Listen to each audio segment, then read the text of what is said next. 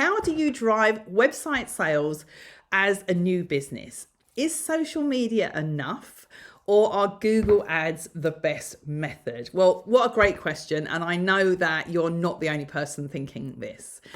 So yes, it's the $64 million question, as they call it. How do I get customers, particularly when I'm first starting out? And there are basically two main ways of doing that.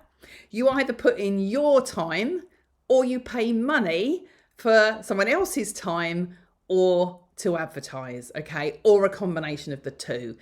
There is no getting around it. You cannot have a product-based business if you're not spending any time or any money on marketing and advertising. Sales do not happen by magic.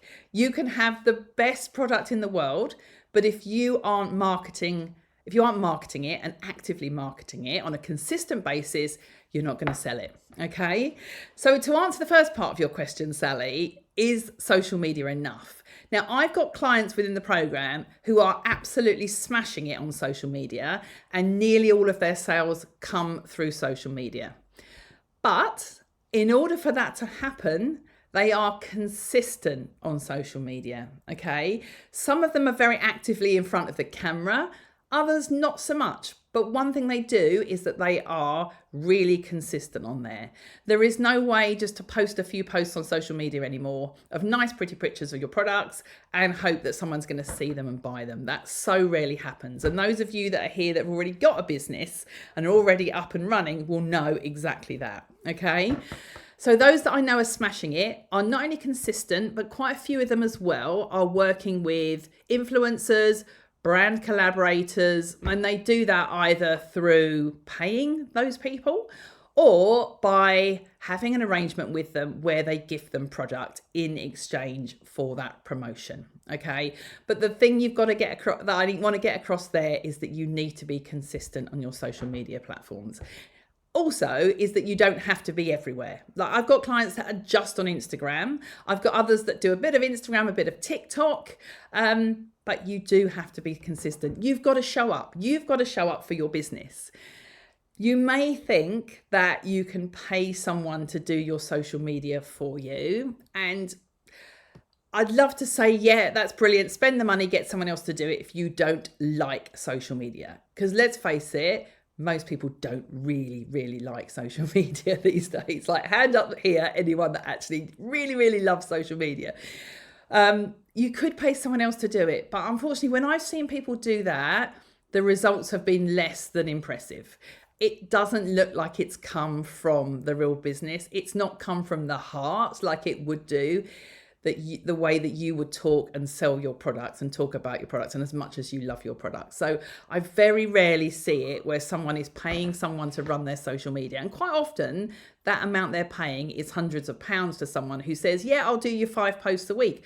Well, 5 posts a week are fine as long as they're getting a lot of engagement and they are driving the sales. But if they're just and a bit boring and doing nothing for the brand, then you're just throwing your money down the drain. Okay, so that's where we are with the current situation with social media. When it comes to your second part of your question, Sally, in terms of are Google ads the best method? So if you want to pay for online advertising, you've got two main options. You've got Google ads, so in other words, coming to the top of the search results when someone searches for your product, or you've got an ad in somewhere like Meta, so Facebook, Instagram, or to some extent these days, Pinterest, TikTok, YouTube. To answer that question, as in are Google ads the best method? It totally depends on what your product is, because advertising on Google and advertising on a platform like Instagram are two totally different things. When you advertise in Google, that will work if you've got the sort of product where someone is actively searching for that product. So it's particularly good if you've got a product that solves a problem. If you've got a product where even you can't describe how someone would search for it in Google and what they would look for, because when people are on Google, they are actively searching for something. So they'll type in, the best the best dog bed, for instance, or something like that they're looking for. If you haven't got a product that kind of solves that problem that instantly someone's looking to buy, it's going to be really hard, and you may be throwing your money down the drain with Google ads. If you've got so then if you do something like Facebook or Instagram ads, what you're doing is basically interrupting someone's scroll with your advert. You're basically pushing your product in front of them, which is different. On Google, they're looking for you. On Instagram, you are showing them. Okay, it's two totally different ways of advertising. So if you are doing Instagram and Facebook ads, something like that, it's still not totally hands off. You've still got to create the videos or the images and the content and the copy for those adverts as well. But then again, I know people that are smashing it on both of those platforms as well. Whichever form of marketing you choose, it's got to be something you go all in at, and you've got to put the effort into it, and you've got to do it for a few months consistently to start seeing the results. Okay, they don't happen overnight. So I hope that's helped answer your question, Sally. There's one other thing I'd like to add in here while we're talking about marketing for small businesses and what's working right now, is I have noticed that those small businesses that I work with that are doing really well right now not only have a really good online selling strategy, but they are doing offline selling in some way as well.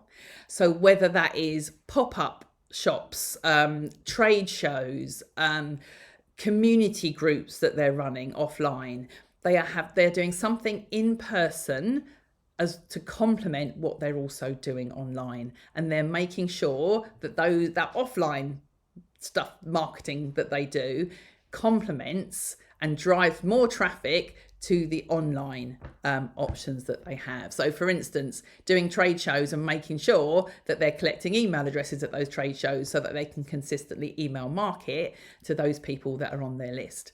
And actually, while I mention email marketing, I am really hot on that, because if you've got a business selling products and you're not sending emails to your email list, or even worse, you haven't even started building an email list, just take it from today that is going to be one of the things on your to-do list, because email marketing converts to sales much better at a much higher rate than social media marketing or other forms of online marketing do. Okay, so that's a little something to add to your so everyone's to-do list today. Even if you've only just thought about starting your business and you're not yet starting out, make sure you've got some form of email marketing strategy in your marketing plan.